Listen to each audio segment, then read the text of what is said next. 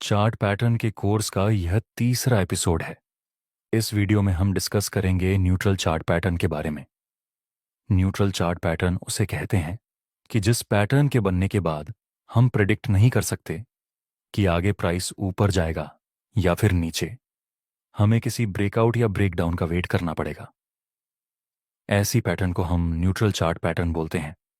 आपकी first neutral chart pattern है symmetrical triangle. इस पैटर्न में आपको दो ट्रेंड लाइन मिलेगी। एक ट्रेंड लाइन ऊपर से नीचे की तरफ जाती है और दूसरी नीचे से ऊपर। जहां दोनों ट्रेंड लाइन मिलती है उसे एरिया को हम अपेक्स बोलते हैं। इस पैटर्न में प्राइस एंड में नैरो हो जाता है, जैसे कि यहां पर प्राइस शुरुआत में ऊपर जा रहा था, फिर नीचे आता है, फिर ऊपर जाता है जहां ये हाई ब्रेक नहीं हो पाता और प्राइस रिवर्स हो जाता है। सो हम ये दो पॉइंट को टच करके एक ट्रेंड लाइन बना देंगे जो कि रेसिस्टेंस का काम करेगी, और ये दो पॉइंट को टच करके हम एक दूसरी ट्रेंड लाइन बना देंगे जो कि सपोर्ट का काम करेगी इस पैटर्न की। एक कंडीशन है कि यह पैटर्न में ये दोनों ट्रेंड लाइन को प्राइस मिनिमम दो बार तो टच करना ही चाहिए। अब यहां हमें वेट करना है।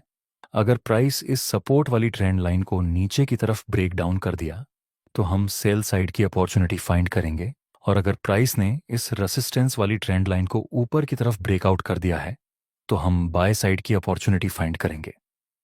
आगे प्राइस ने इस अपर ट्रेंड लाइन को ब्रेकआउट कर दिया तो हम यहां से प्रिडिक्ट कर सकते हैं कि आगे से प्राइस ऊपर जा सकती है।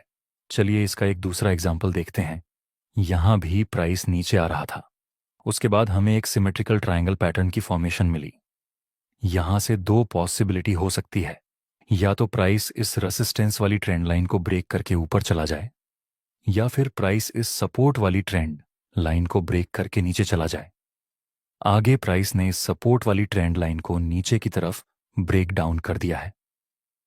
अब हम यहां से प्रिडिक्ट कर सकते हैं कि आगे से प्राइस नीचे गिर सकता है।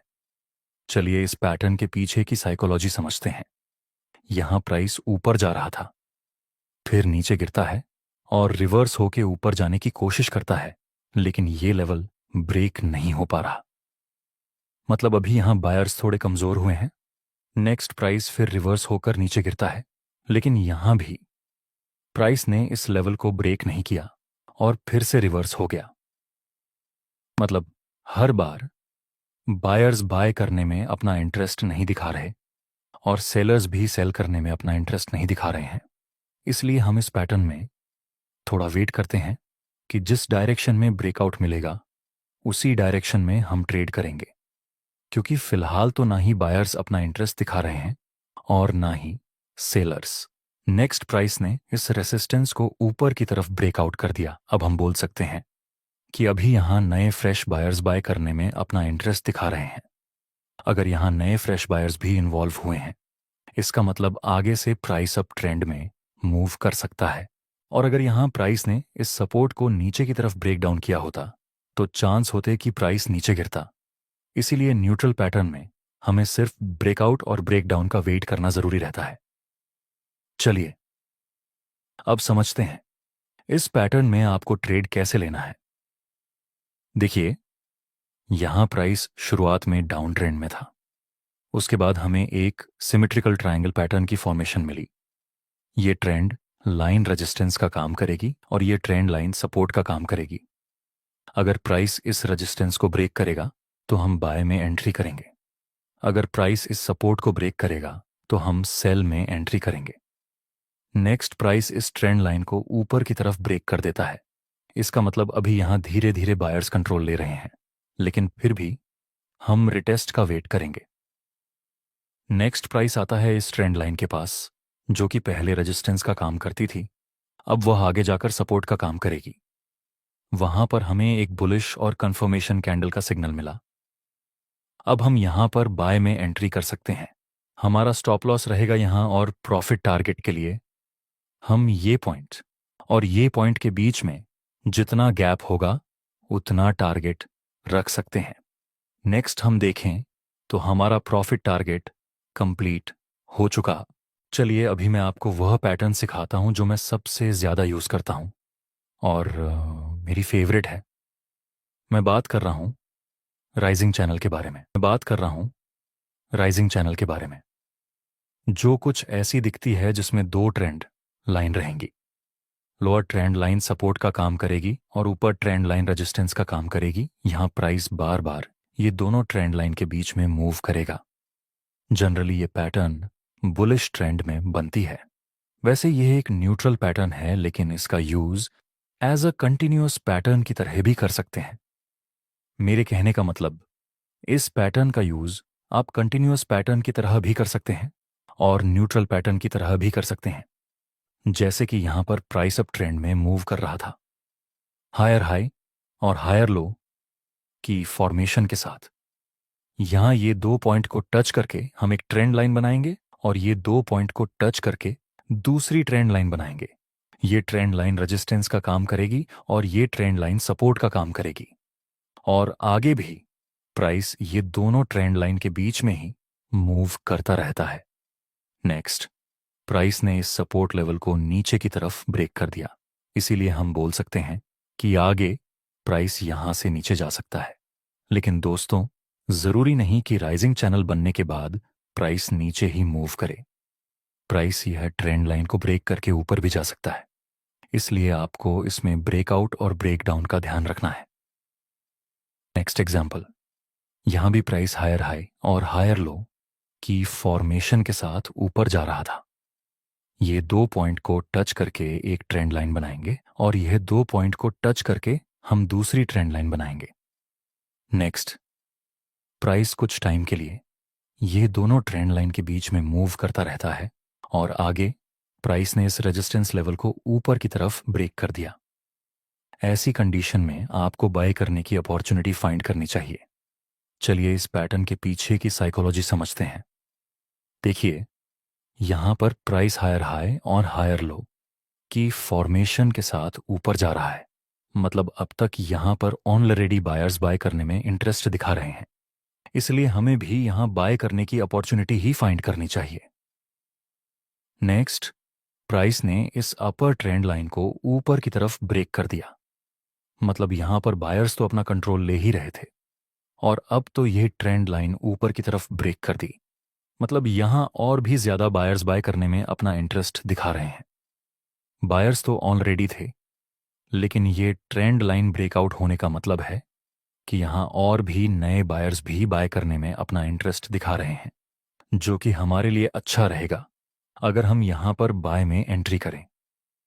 नेक्स्ट एग्जांपल, यहां पर भी प्राइस हायर हाई और हायर लो की फॉर्मेशन में ऊपर जा रहा था। मतलब अभी बायर्स बाय करने में अपना इंटरेस्ट दिखा रहे हैं। नेक्स्ट, प्राइस ने इस सपोर्टिव ट्रेंड लाइन को नीचे की तरफ ब्रेक कर दिया। इसका मतलब अब यहां लोग ज्यादा बाय करने में अपना इंटरेस्ट नहीं दिखा रहे हैं, इसलिए ऐसी कंडीशन में हमें सेल करने की अपॉर्चुनिटी फाइंड करनी चाहिए। नेक्स्ट, प्राइस नीचे गिरता है। चलिए समझते हैं इस पैटर्न में आपको ट्रेड कैसे लेना है। इस पैटर्न में आप दो तरह से ट्रेड ले सकते हैं। एग्जाम्पल से समझते हैं। यहां पे प्राइस अप ट्रेंड में मूव कर रहा था। ये ट्रेंड लाइन रेजिस्टेंस का काम करेगी और यह ट्रेंड लाइन सपोर्ट का काम करेगी। यहां प्राइस अप ट्रेंड में है, तो हम वेट करेंगे कि प्राइस इस सपोर्ट के पास आकर कोई बुलिश कैंडल का सिग्नल दे। उस समय हम बाय में एंट्री कर सकते हैं। नेक्स्ट, प्राइस आता है इस ट्रेंड लाइन के पास। वहां पर हमें बुलिश और कंफर्मेशन कैंडल का सिग्नल मिला। यहां पर आप बाय में एंट्री कर सकते हैं। आपका स्टॉप लॉस रहेगा इस बुलिश कैंडल के लो से थोड़ा सा नीचे और प्रॉफिट टारगेट रहेगा ये ऊपर ट्रेंड लाइन के पास। इस तरह से आप इस पैटर्न में ट्रेड ले सकते हैं। लेकिन याद रखना, अगर प्राइस इस अपर ट्रेंड लाइन के पास है और आपको कोई भी बेरिश कैंडल का सिग्नल मिलता है, तो पूरी संभावना रहेगी कि प्राइस यहां नीचे तक आ सकता है। लेकिन अगर आप यहां पर सेल में एंट्री करेंगे तो उसमें ज्यादा रिस्क रहेगा। इसीलिए राइजिंग चैनल में अगर आप सिर्फ बाइंग की अपॉर्चुनिटी फाइंड करेंगे तो यह आपके लिए ज्यादा बेहतर रहेगा।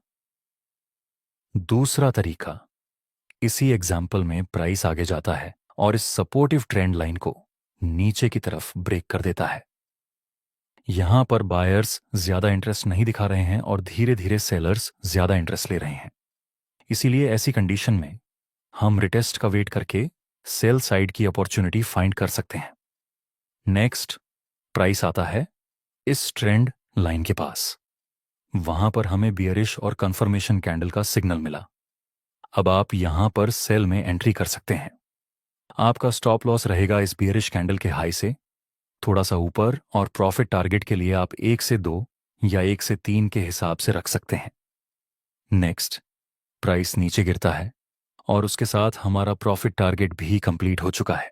आपकी नेक्स्ट पैटर्न है फॉलिंग चैनल। जनरली ये पैटर्न डाउन ट्रेंड में बनती है। इसमें भी 2 ट्रेंड लाइन रहेंगी। अपर ट्रेंड लाइन रेजिस्टेंस का काम करेगी, लोअर ट्रेंड लाइन सपोर्ट का काम करेगी। ये पैटर्न भी न्यूट्रल पैटर्न का काम करेगी और कंटिन्यूएशन पैटर्न की तरह भी काम करेगी।